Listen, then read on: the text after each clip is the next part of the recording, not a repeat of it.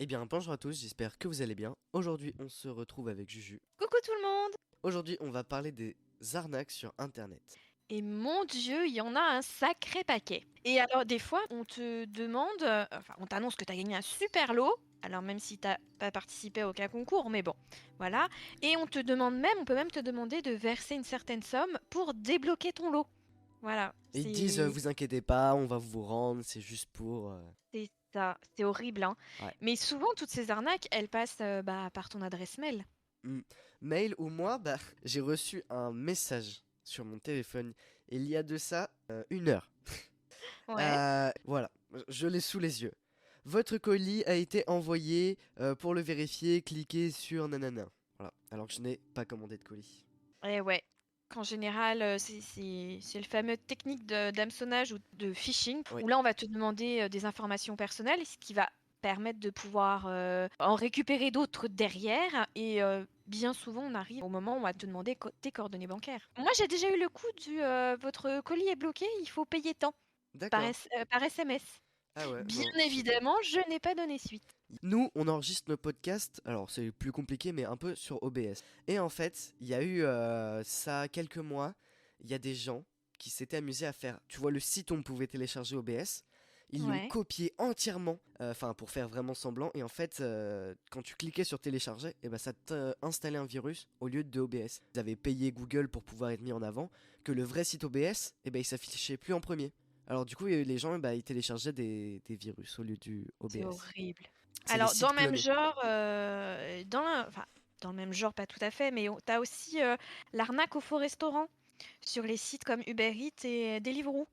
Donc, en fait, c'est des petits malins qui créent un restaurant, donc un restaurant qui est en dehors de ton rayon où toi, comme client, tu vas d'habitude. Mm. C'est un restaurant du coup que tu ne connais pas, qui te fait une super promo, genre sur le dessert avec des frais de livraison imbattables. Bah, toi, tu as envie de tester, tu commandes, tu payes, tu ne recevras jamais ta Mm, commande. mm. Et bon, les clients, quand c'est comme ça, se retournent contre la plateforme, mais pas la plateforme en fait. Enfin, Bah c'est oui. triste, mais ils ont tellement d'enseignes professionnelles qu'ils peuvent pas toutes les vérifier. Et puis c'est des restaurants qui vont apparaître pendant une semaine puis disparaître. Donc ils Mm, n'ont pas le mm. temps de vérifier qu'ils ont déjà disparu pour en créer encore un autre. Après, est-ce que t'as déjà vécu une expérience comme ça où tu t'étais fait arnaquer, mais vraiment t'as perdu quelque chose, quoi? Non. Moi, je reçois régulièrement des convocations dans des procédures d'enquête pénale par mail. Non, Ah franchement. bah, ouf, Je suis un peu moi, ça trop jeune, à n'arrête mon pas. avis, pour... pas Bah, encore. moi, ça n'arrête pas. Donc, une convocation, on me menace de venir carrément me chercher chez moi si je ne réponds pas sous les 48 heures. Évidemment, je n'ai jamais cliqué dessus, Bah hein. ouais, ouais. Mais il faut savoir que vous ne serez jamais convoqué dans n'importe quelle procédure par mail. Ouais, ce sera une Donc, lettre. ce sera un courrier ou même ils viendront te chercher, mais pas par mail. En général, ils viennent plus te chercher quand ça relève du pénal. Ils viennent directement toquer à ta porte. Mais voilà, non, c'est assez rigolo. Bah, le but, c'est effectivement d'enregistrer un maximum d'infos, voire même avoir tes coordonnées bancaires, sait-on jamais. Comme je n'ai pas cliqué, je ne sais pas comment ça fonctionne et je ne veux pas savoir. Il y Mm. a aussi une arnaque qui revient tous les ans, 2 fois par an. C'est l'arnaque, alors là, c'est l'arnaque au remboursement d'impôts en ce moment.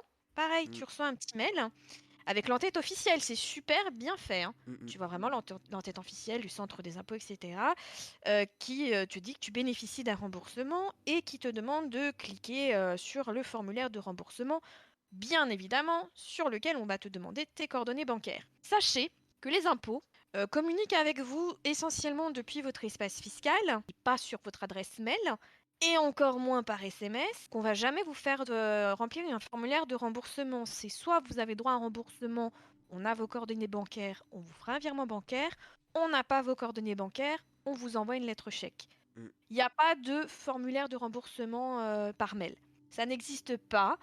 Donc surtout, ne répondez jamais à ce genre de mail. Il y a quoi d'autre comme arnaque? Oh, il y en a tellement. Bah, il y a les fausses, enfin des pubs pour des produits que vous ne recevrez jamais si vous les commandez, puisque l'entreprise en vérité n'existe pas Mm. et n'a pas de stock. Qu'est-ce qu'on a d'autre comme arnaque? Si, ils font des sites comme ça. C'est vraiment juste des sites sur lesquels ils te référencent et tout, que tu peux tomber ou qu'on te propose et tout. Ça peut être n'importe quoi. Mais c'est un site qui est un peu malveillant parce qu'en fait, il récupère ton adresse IP.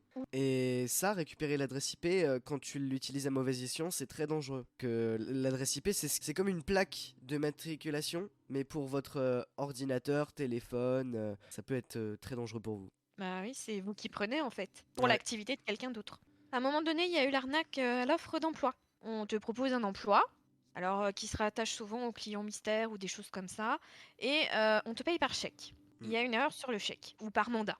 Et on te dit, ah bah mince, on vous a versé trop. Bah, vous n'avez qu'à nous virer la différence. Sauf que plus tard, tu réalises que bah, il s'agissait soit d'un chèque volé, soit que le mandat était faux.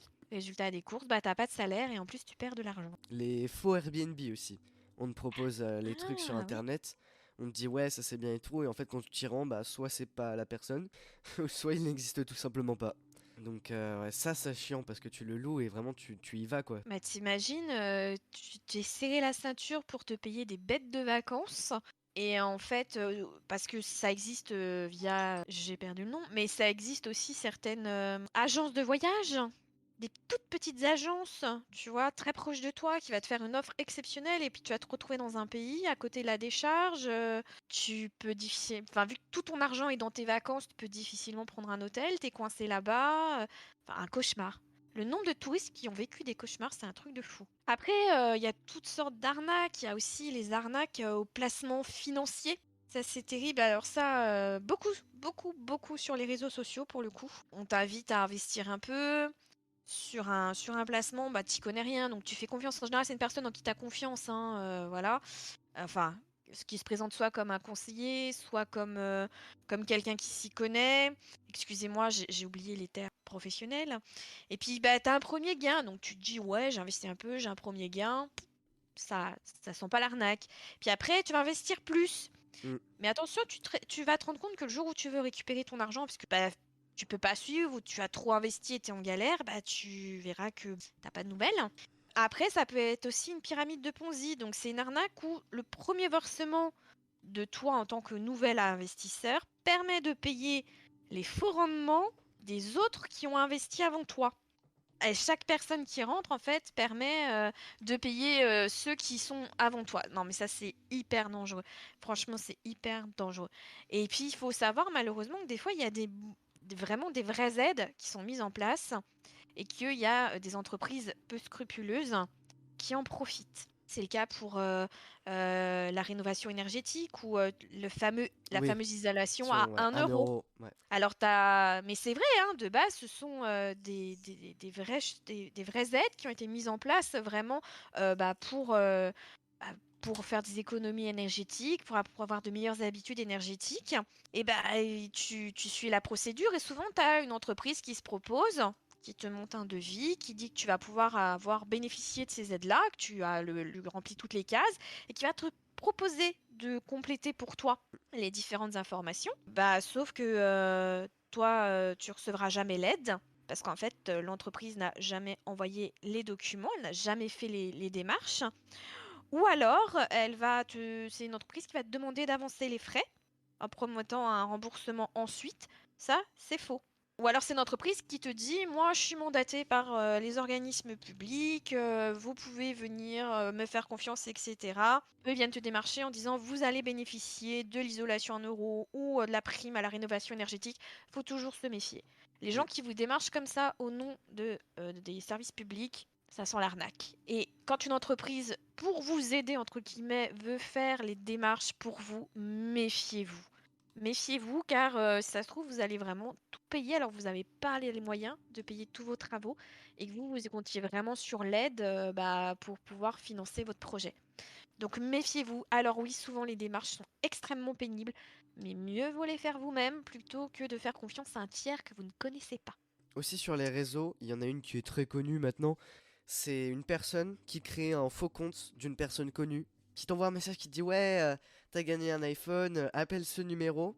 Et en fait déjà le numéro il est payant. Et genre tu dois envoyer, il te demande un code ou je sais pas quoi, et après ça te fait payer beaucoup. Oh là là, mais c'est Mais ouais. fou ça. Ouais, mais du coup, ouais, c'est pas sympa parce que, enfin, c'est des jeunes personnes qui le font aussi, du coup, c'est plus dangereux ça. Bah après, malheureusement, voilà, on joue beaucoup la crédulité des gens. Il y a aussi une arnaque qui est fort connue. Alors moi, je reçois régulièrement des mails d'une personne que je connais, dont j'ai l'adresse mail, mais en fait qui s'est fait pirater son adresse mail, et puis qui m'envoie un mail et qui m'explique qu'elle est en galère, qu'elle a besoin d'argent. Mm, mm. Et qu'elle me demande de lui envoyer tant en cliquant sur tel lien, machin. Donc la personne m'a contacté par téléphone en disant oh là là, je me suis fait pirater mon adresse mail, faut surtout pas t'en tenir compte et tout. Mais c'est vrai qu'une personne un peu crédule se dit bah je vais l'aider. Et puis Mm, c'est mm. comme ça qu'on se fait piquer plein d'argent. Donc, qu'est-ce qu'on peut faire pour se protéger de ça? Eh bah, déjà, conseil numéro un, si possible, en vrai, prenez un VPN. Est-ce que tu peux expliquer en quoi ça consiste le VPN en fait? Et bah, si vous ne savez toujours pas ce que c'est, malgré toutes les sponsors YouTube, un VPN, ça consiste, en fait, vous l'activez et ça va se connecter à un autre serveur. Du coup, ça va utiliser l'adresse IP d'un serveur. Voilà. Règle générale, ne communiquez pas vos coordonnées bancaires. Ouais. Voilà. Par mail, ne cliquez pas sur des liens. Vérifiez toujours lorsque vous allez sur un site, par exemple pour le site des faux restaurants, vérifiez que ce restaurant existe, vérifiez à partir de l'adresse, vérifiez qu'il y ait un numéro sirène. Pareil, lorsque vous recevez des mails, des convocations pour la justice, ou alors qu'on vous dit qu'il faut renouveler votre carte vitale, souvent c'est très bien fait. Mais Mm. regardez toujours l'adresse d'envoi. L'adresse mail d'envoi n'est jamais une adresse mail officielle du service concerné. Et en règle générale, c'est bourré de fautes de français. Alors par contre, j'avoue, il y a des faux qui sont Mm, mm, extrêmement bien faits, sans faute d'orthographe, qui reprennent les logos officiels, etc. mm. Dans le doute, contactez votre organisme pour être sûr de l'information et ne répondez surtout jamais à ce genre de mail et ne cliquez pas n'importe où. Aussi, peut-être, ça peut paraître normal, mais les mots de passe vous donnent une statistique. Par exemple, votre mot de passe est un mot dans le dictionnaire. Quelqu'un essaye de vous pirater le mot de passe avec un logiciel qui le permet. Il va trouver votre mot de passe en 5 secondes. Un mot dans le dictionnaire, ça suffit pas. Minimum 8 caractères. Et sinon, il y a des logiciels qui sont faits exprès. Prenez des vrais logiciels du coup, hein, qui sont faits pour vous créer des mots de passe ou stocker vos mots de passe. Mais le problème, c'est qu'aujourd'hui, tout est en ligne. Que ce soit tes réseaux sociaux, ta banque, tes assurances, EDF, Mm, la mm. sécurité sociale, tout sur ton boulot, tout sur ton boulot. Donc ça te demande une multitude de mots de passe. Et c'est bien pour ça que des petits malins arrivent à t'escroquer tôt ou tard, parce que tout est en ligne. Mm, mm. Tout est en ligne. Donc faites Et on vraiment n'est même attention. pas sûr. Voilà, vraiment, faut déjà à notre niveau à nous protégeons nos données en espérant que les services concernés soient aussi bons pour protéger nos données qui nous concernent et qui sont chez eux. Bon voilà, c'était un petit podcast pour parler de ça parce qu'on trouvait ça que c'était intéressant. Et Mais pour... c'est important de faire de la prévention, hein, parce qu'il y a des fois, on se dit pas, tiens, ça aussi c'est une arnaque, Mm, tout mm. simplement. Bah, Des fois on panique aussi. Mais en tout cas, merci pour tes conseils, Lalin. Donc bon, de appliquez-les. rien. On espère que ce podcast vous aura plu. N'hésitez pas à nous suivre sur nos réseaux sociaux. Bah, notamment sur Instagram, les blablas de Julien.officiel. Également, je vous mets le lien de notre Discord. Vous pouvez venir sur notre Twitch aussi. On est en live tous les week-ends, alors ça change, hein, c'est soit le samedi, soit le dimanche. Mais vous pouvez venir discuter avec nous et tout, c'est sympa. Allez, bonne journée ou soirée, à la prochaine. À bientôt, au revoir.